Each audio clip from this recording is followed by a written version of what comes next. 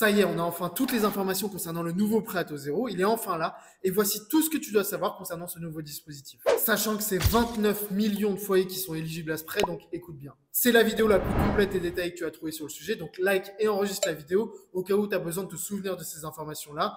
D'autant plus que je vais rentrer vraiment dans le détail. Déjà, le PTZ, c'est un prêt qui vient s'intégrer dans ton prêt immobilier principal.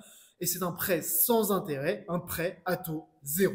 Le dispositif a été prolongé jusqu'en 2027 et vient d'être réformé là au 1er avril 2024. Son objectif, c'est de se recentrer sur les opérations dans le neuf collectif. Je dis bien collectif et je vais vous expliquer juste après. En zone tendue, donc les zones A et B1. Et dans l'ancien, si on fait des travaux, en zone détendue, donc les zones B2 et C. Ne vous inquiétez pas, je vais tout vous expliquer. Déjà, sur les règles historiques, ça ne change pas. Pour obtenir le prêt à taux zéro, il faut être primo-accédant, donc ne pas avoir été propriétaire de ta résidence principale sur les 2 dernières années et acheter sa résidence principale. C'est aussi sous condition de ressources, donc en fonction de ton avis d'imposition N-2. Donc si tu achètes en 2024, il faut regarder l'avis d'imposition 2023 sur revenu 2022. Je vous affiche le tableau des opérations éligibles à l'écran, comme ça vous pouvez voir en fonction de si c'est du neuf, de l'ancien, du bail réel solidaire, de la location-accession, etc.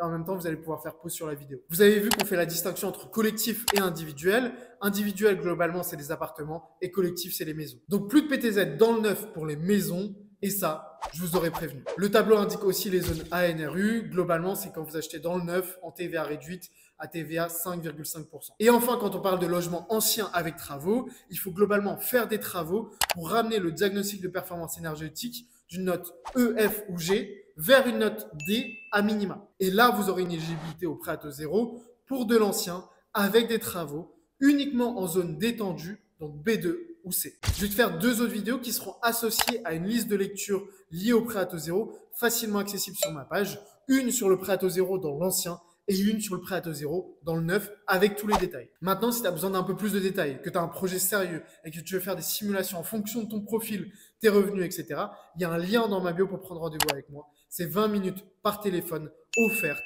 On se fait un point ensemble. Si le projet est sérieux, ciao.